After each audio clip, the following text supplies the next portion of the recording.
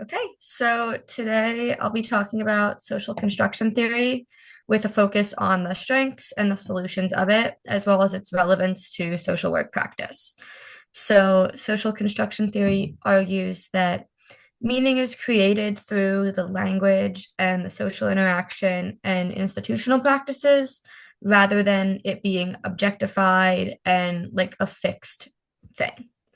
So, this perspective is especially relevant in social work, where the way we define concepts such as mental illness or poverty or family function, like risk, all of those different words can have many different meanings depending on who you ask, and that can have direct consequences on individuals and communities.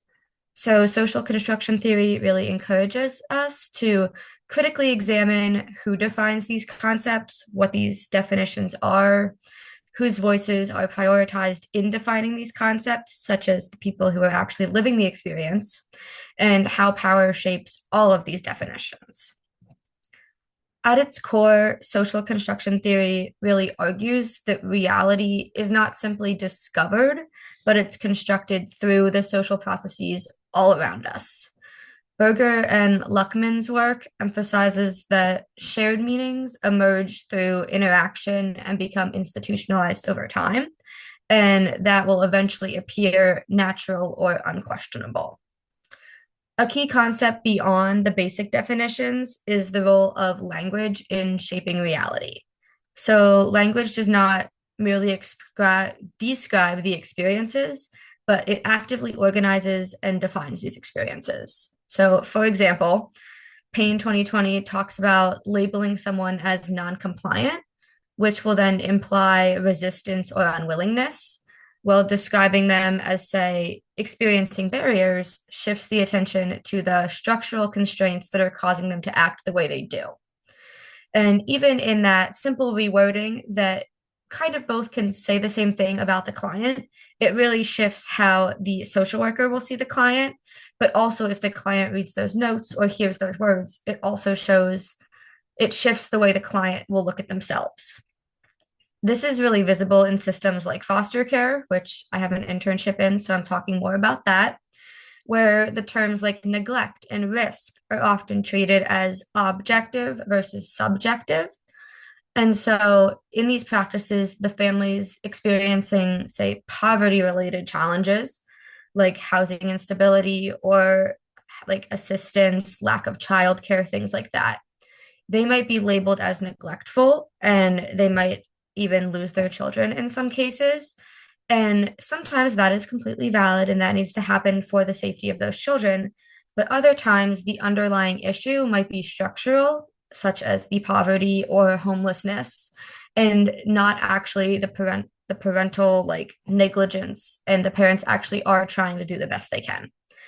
And so social construction really helps us question how these labels are created and applied and what the difficulties are because of those labels. Another important concept in this is the historical and cultural context of it. A lot of times, meanings of words change across time and cultures. And so, institutions that use one word for all things are not necessarily taking that into account. And so often the dominant culture, which is in the case of the United States, like very much so a Western white culture, is what the words are taken from, but that is not always what the words are culturally meant for all the other languages. And a lot of times providers do not think about that. And so social construction really calls that into play and kind of says, look, the words that we're using, they might not all mean the same thing, and they might hold a lot more importance in some cultures versus others. And so a lot of misunderstandings can be brought about because of that, especially in culturally specific practices.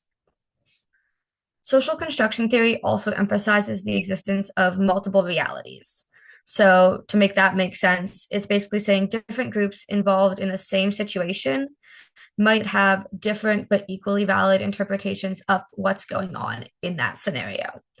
So, in the example of, say, a mom who's working two jobs, she's a single mom, isn't really home a lot for her kids, like concerts and things like that.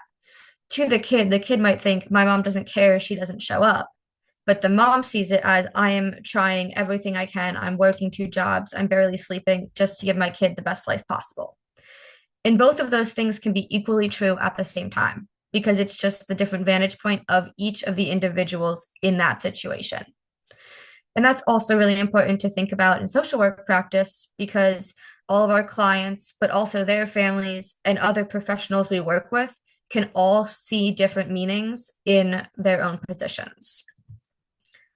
One of the major strengths of social construction theory is the ability to de-center individual blame and shift it more towards like an orientation of looking at it as a whole and looking at it in how can this be impacted and how does it impact each and every one of the people involved and how can they be seeing it in a way that can be harmful towards others.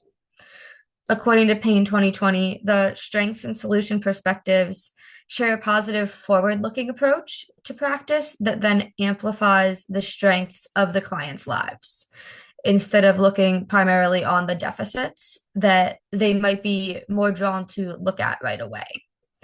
So this is like, for example, in foster care for parents, like particularly low income parents or parents who struggle with like being minorities in general. They're often constructed as irresponsible or unfit, but the broader social issues, like I mentioned before, of poverty, homelessness, racism, economic inequality, all of those things are really the things that are causing them a lot of times to be seen as unfit or deemed not responsible enough to take care of their child. And so this is really important, especially in these marginalized and disadvantaged communities, to really keep in mind because we don't want to be harming them more than we're actually helping them by imposing some of these different terms that are not ready to be able to be helping them, if that makes sense. So another strength of the theory is the emphasis on client voice and the collaboration between client and family members and other systems at play. Because we talked about earlier how every side can see a different story and all of them can be completely valid stories, but they can all be very different at the same time. It does really emphasize working together, talking together, meeting together, just to kind of understand what each and every one of them is thinking. And one party might see it as, oh, I don't ever see you, but they might not have ever thought about the fact that there's a reason behind it. And that it might be because they have to do all of this work to pay for rent or do all of this to put food on the table. And so that really helps get kind of brought to light when everyone can talk together. And so social construction theory really does help put into practice that you should all talk together. You should all try and figure it out together.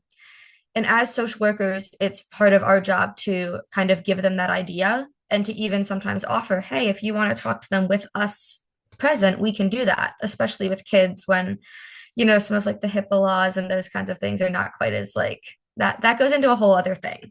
But to be able to offer them that safe space to come in with us and for us to help them have these hard conversations, it really helps them to know that we are there and that we will help them to get through all of these situations where they might not be seen as like an active participant otherwise because they are looked down upon for whatever other reason. With that, social construction theory also supports a strengths-based reframing of different things.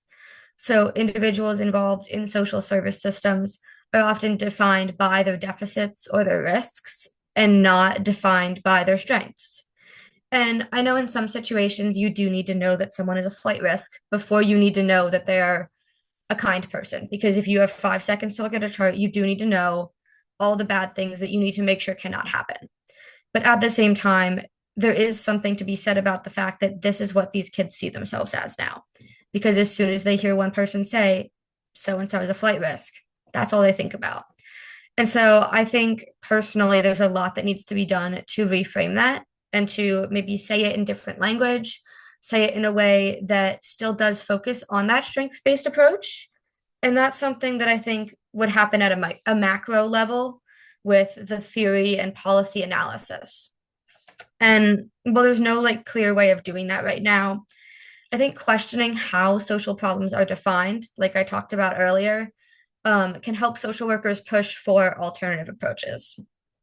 For example, a shift in child welfare towards family preservation and kinship care can reflect in a growing recognition that removal is not always the way to go. And that is not always what is in the child or the client's best interest. And like according to the NASW Code of Ethics, social workers should always have a client's best interest and self-determination and all those things at heart and a top priority. And so to sometimes take these children away from the opportunity and the place that can give them the most chance for success at all of those things, simply because of poor funding or lack of housing, isn't always necessarily the way to go. So, kind of more as a whole, social construction theory encourages solutions that often focus on that reframing and on redistributing power to be able to help the whole situation hopefully improve. One practical application of that is more like reflective and reflexive actually, and strengths-based documentation, because that helps the social worker to be able to put it in a way that the client is perceived through those notes in a positive light. And especially in the case of child welfare, the courts can see these notes, judges, agencies, all of these other professionals can see these notes. And so, like I said before, putting flight risk in big red letters on the very top might have a practical reasoning, but it doesn't always help and have the client's best interest at heart. And so, one thing that I really thought about was that and was the way that we document a lot of these things. And I understand clearly it is how everyone does it. It's very much so a macro level thing that would need to be addressed. But it does bring to light a lot of these things that might be more beneficial with a reframing of the issue. So, with that, another solution for a lot of these difficulties of people who are experiencing this is policy reframing. And so things like poverty, which are technically a social construct, I mean, it does have very legitimate, very easy to see reasons and demonstrations, but it is a structural issue. And so reframing it as such and doing so in ways that show it as something that is not the person's fault, but the system's fault, does have a lot of kind of reasoning to be able to explain that it is something that needs preventative services. It's not something that you can only address in the moment. And there are multiple studies that showed that when that was expressed as a structural issue and not as an individual issue, the way that people looked at them changed, and family support and assistance became a lot greater because it was no longer seen as something that is so stigmatized. Some of the limitations of social construction theory is that it can really underemphasize the material reality. So, like I was just talking about with poverty, even when it just shows it as a structural issue, that still does not put money in people's hands. It does not put food on the table. And so, as much as it is really great that some of these things are being brought to light, it doesn't fix the here and now. And so, one thing that a lot of critics say is you can tell a kid that they don't have to be hungry, but that's not going to make the kid less hungry. And so that is one of the challenges of social construction theory because it doesn't provide clear results to help in those moments without bringing in other different either agencies or other like social work practices, other therapies, other things like that, because you can tell someone something a million times and it doesn't make it true. So that is one of the major critiques, especially when working with people who are experiencing being disadvantaged, experiencing homelessness, experiencing poverty, things like that. In the child welfare context, especially, it can also become clear because social workers still have to respond in situations involving immediate danger of a child. And a lot of times that does just result in immediate removal because it's the easiest and fastest thing. And you can't really take a step back and stop and say, okay, what does social construction theory say in this situation? It's very much so you have to get the kid out and you have to get the kid out then. And so there are a lot of like opportunities like that where it is not as helpful as some of the other ways might be. but it does still shed light on a lot of opportunities and things that do need to be addressed in these other examples as well. Additionally, because social construction theory challenges a lot of the professional authority that is kind of centered around a lot of these things, and it does create categories, it can be difficult to implement within a bureaucratic system and get funding and rely on the definitions and outcomes when they are not necessarily as measurable as a 1 to 5 checkbox scale. And so that can cause a lot of issues, and it can be difficult to get funding for these kinds of things because it kind of goes against a lot of the bureaucratic red tape, per se, that is involved in the situation. As I talked about before, a lot of the populations that are not as well served by this are the ones that are like very set in their ways, very much so in this bureaucratic system. And they have what they want, they know how they want it, and they don't want policies or things to change. And so sometimes that, not that it's okay, but it isn't as directly impacting them anyway. And so at times this isn't as big of an issue that it doesn't serve them as well. But at the same time, as social workers, we want everything to serve everybody in the most equitable way possible. And so, even though they are not the ones who are in desperate need of food and shelter right at this time, we still want to make it something that can apply to them and help them if they do need it. Like I've said before, social construction theory does tend to serve the marginalized populations particularly well because it redefines some of these issues as not issues for themselves, but issues of the system that are impacting them. But like I said before, these groups have like historically been underfunded and underserved by these more dominant mainstream ideas. And so it is nice that they are given kind of front and center help with this theory, but at the same time, it still has all of the limitations that I discussed earlier as well. There was a study by Mao et al. In 2025, and it was that families involved in foster care, especially those experiencing poverty or cultural marginalization, they may benefit from the perspective of social construction theory because it challenges the deficit-based interpretations of their circumstances. And in that research, it was even talking about how the people who were living around them, who had seen them before as poor, they were actually involved in the study as well. And as they all talked together and they got to know each other and they got to know this family that they had seen as like marginalized, they got to realize that they were just like them. They just had different things going on and different barriers that were making it harder for them to live the lavish life of the people around them. And so this study really showed that there is research to be done continued on how these things all help each other, but that it is shown to have success in especially these marginalized populations. So, one of the other things that's really big in this is the kind of power and identity dynamic in it.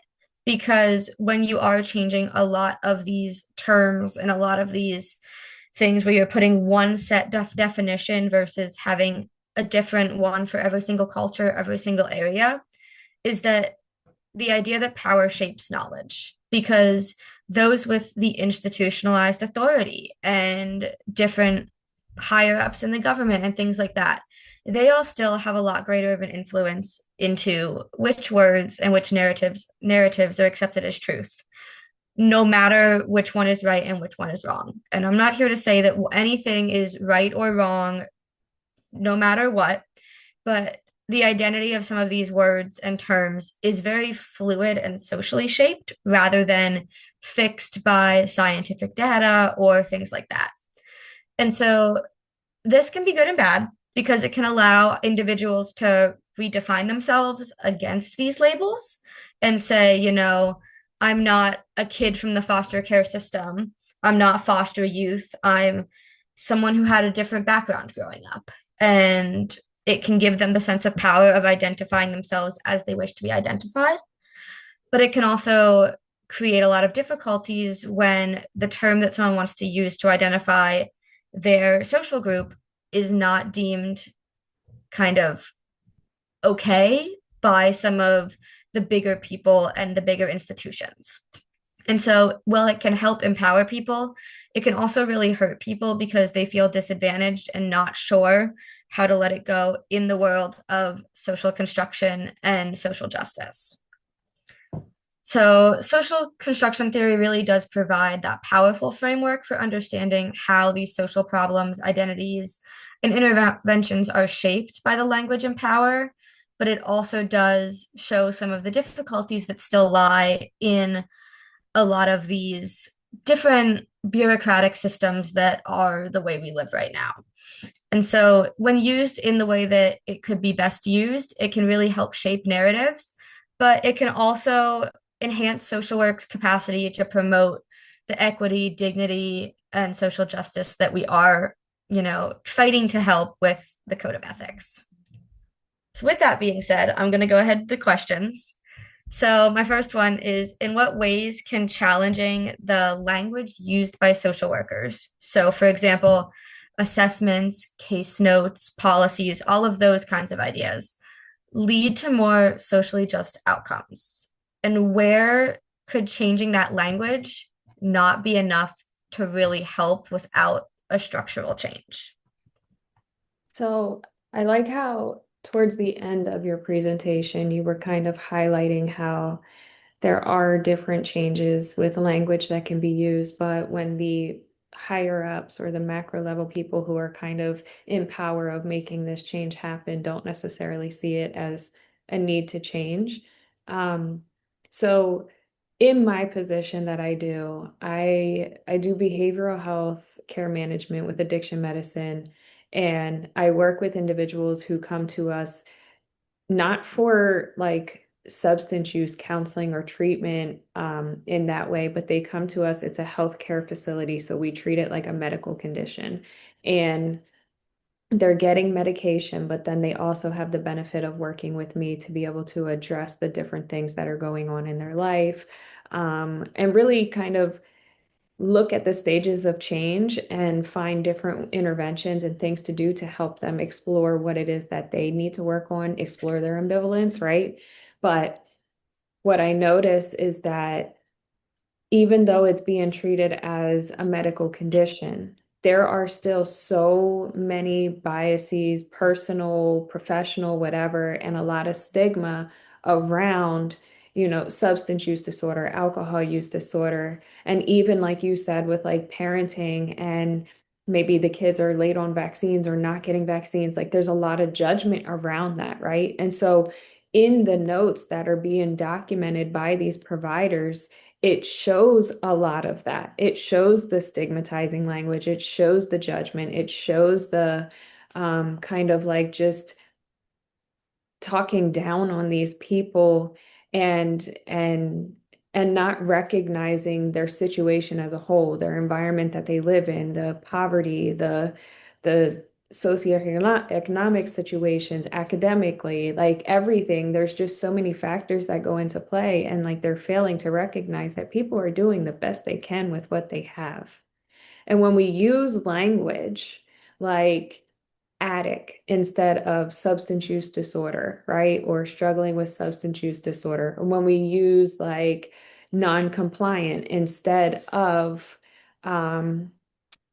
patient doesn't fully understand whatever, right? Like we're going to explore addressing this. Or patient came in, they're drug seeking.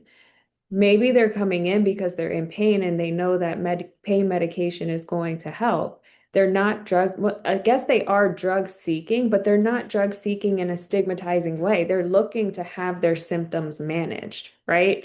And so when language is used in that manner, it not only, like you said, can impact the client when they read the note or the patient when they read the note and then kind of just make them withdraw. It can stop them from coming back and then lead to more issues, but also other providers and other, client systems who have access to these notes who may also have their preconceived biases and judgments are going to see that and immediately impose that onto the patient or the client.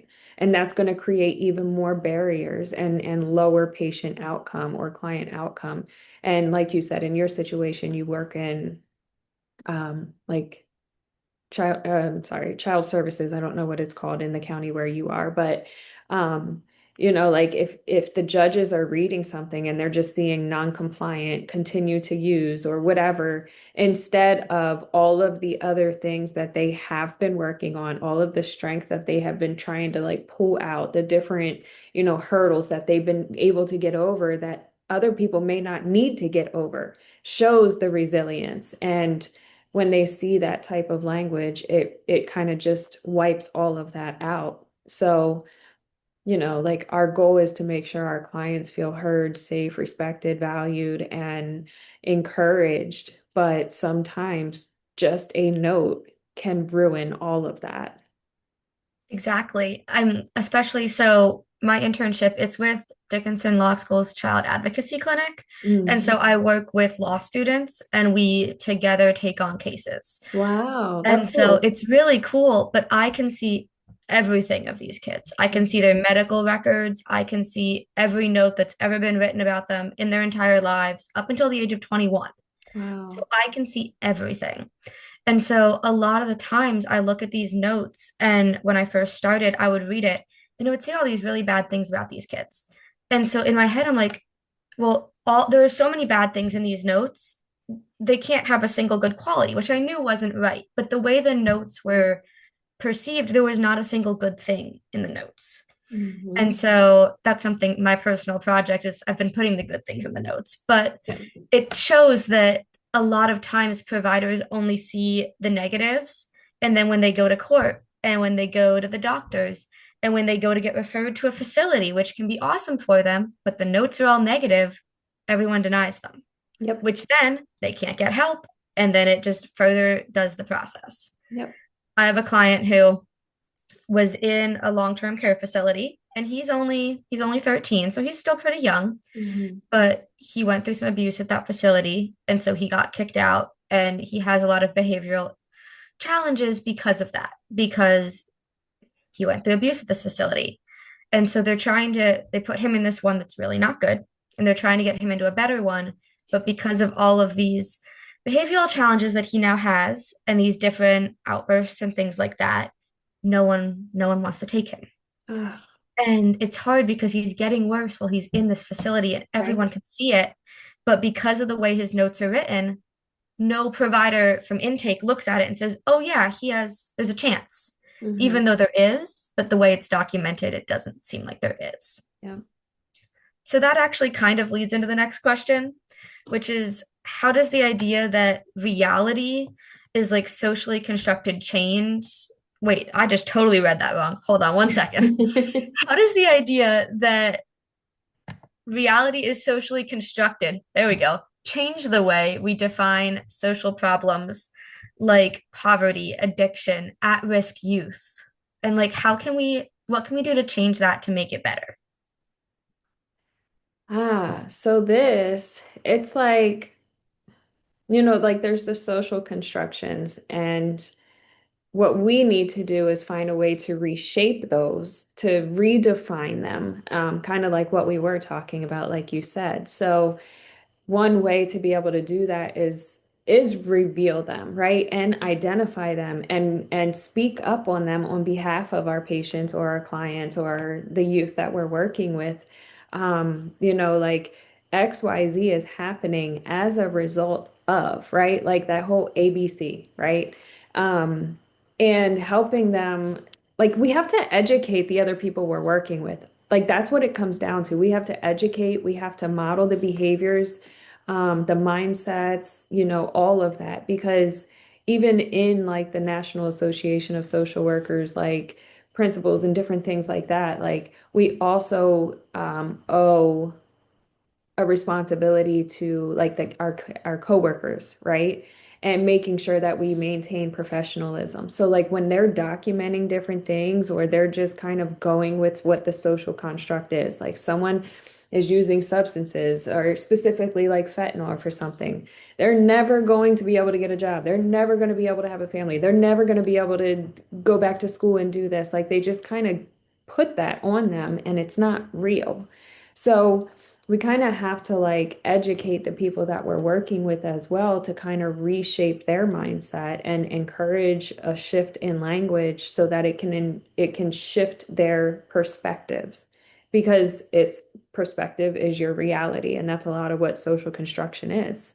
Um, and I think, reframing, like you talked about a little bit earlier, poverty as an economic inequality, right? Like people aren't in poverty because they want to be, nobody wants to be, but different things in their life, specifically like in Black communities, right? Who's putting money into that? And we know that Yep. the education system there. Who's putting money into that? We know that it's not happening, right? So we have to find a way to not necessarily put blame, but shift the perspective to see the real issue is up here and not here. They're just victims of it.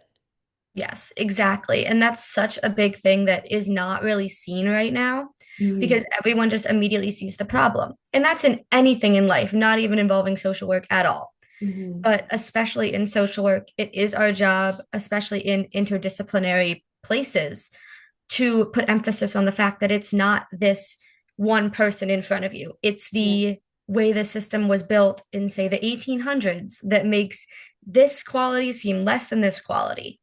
And Mhm. so we need to really look at that. And something that I do with, since I do work with law students who don't really have, for the most part, any training in like human services, anything like that, they don't the way they do it is they come into a conversation, first question out the bat, like immediately ask a question, write it down, next question, write it down. Yeah. And Because they just want facts, facts, facts, they facts, do. facts. And Yeah. that's how they're trained. And that there's Yeah. nothing wrong with that. But sometimes working with vulnerable populations, you have to start with, hey, my name's Annie. I have two cats. What's your favorite animal? And you have to go on for a few minutes with the small talk to get them to even open up to you a little bit.